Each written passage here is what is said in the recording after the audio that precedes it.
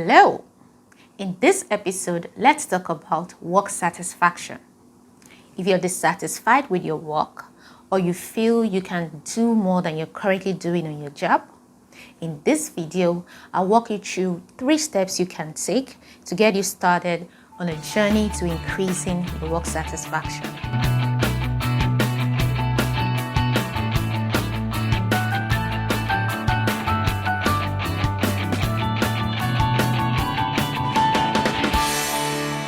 Hello again, welcome to my channel. If it's your first time watching, it's a pleasure to have you. On this channel, we share truth in relatable ways.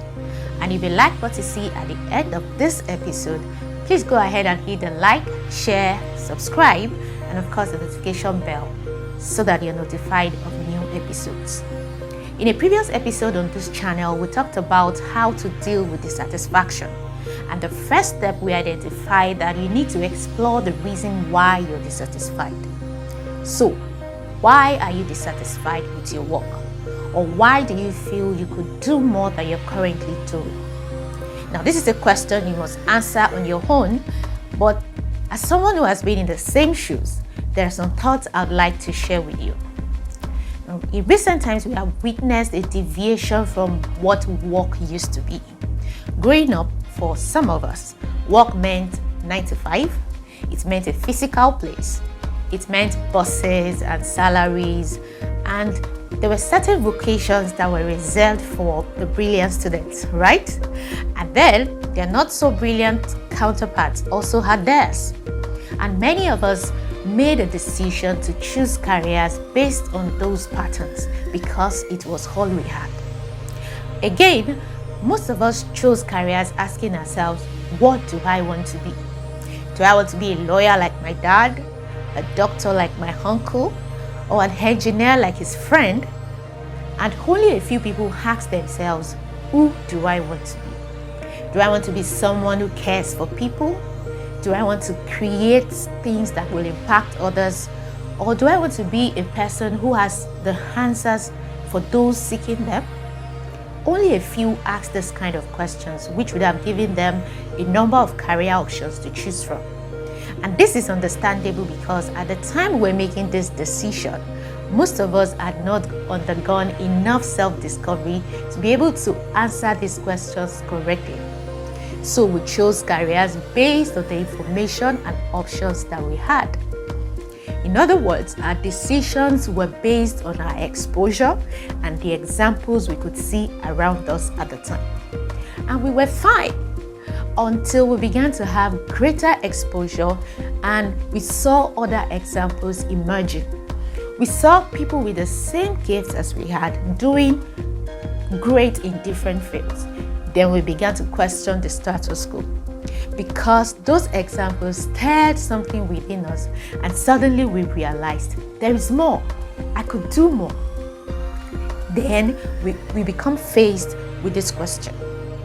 Do I sentence myself to a lifetime of dissatisfaction because of a decision I made many years ago when I didn't have all the facts? Well, like you may have guessed, the answer is a capital no. So, what should you do? Nicodemus happened to have found himself in a similar situation in Bible times. He was a teacher of the law who was very established in his field, but then he started hearing of a certain man who was teaching some mind-blowing stuff and doing serious signs and wonders. And what did he do? He sought to know more. And so he went to Jesus at night to inquire. And that's the first step, inquire. First, with all the new information and self-discovery you've made, you need to ask yourself that all-important question again. Who do I want to be? Or who am I made to be? And then, with that answer in mind, you need to look around you to identify the people who look like that image you have seen.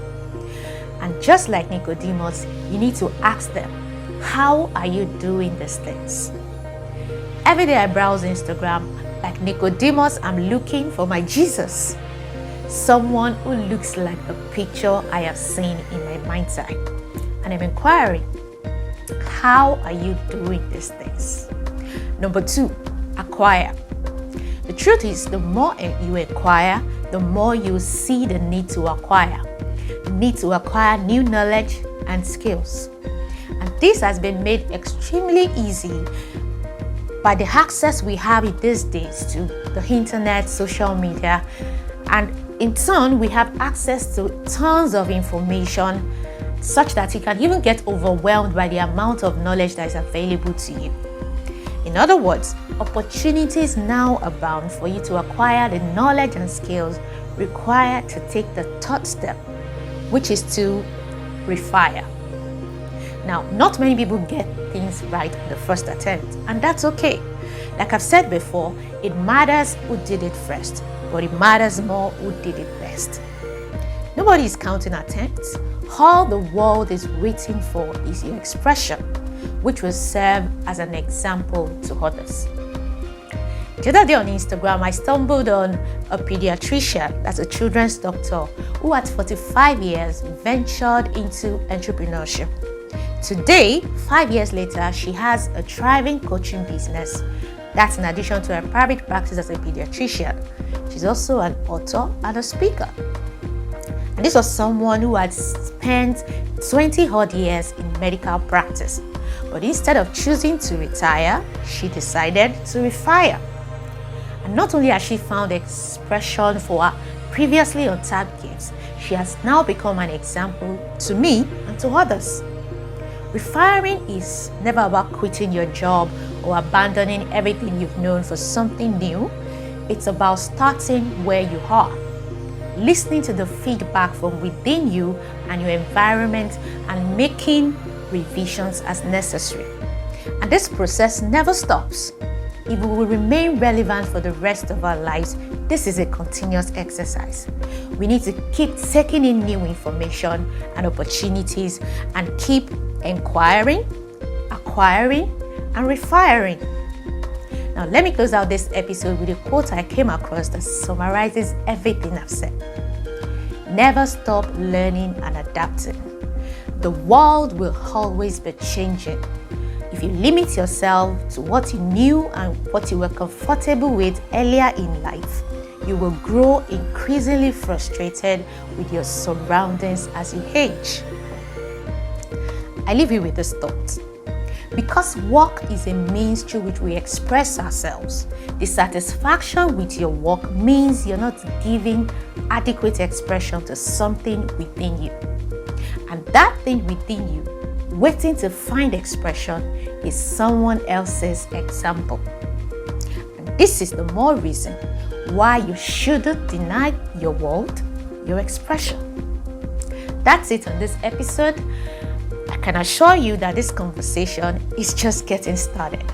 Thank you for watching. I remain your host, Ajidara, and I'll see you in the next episode. Stay inspired.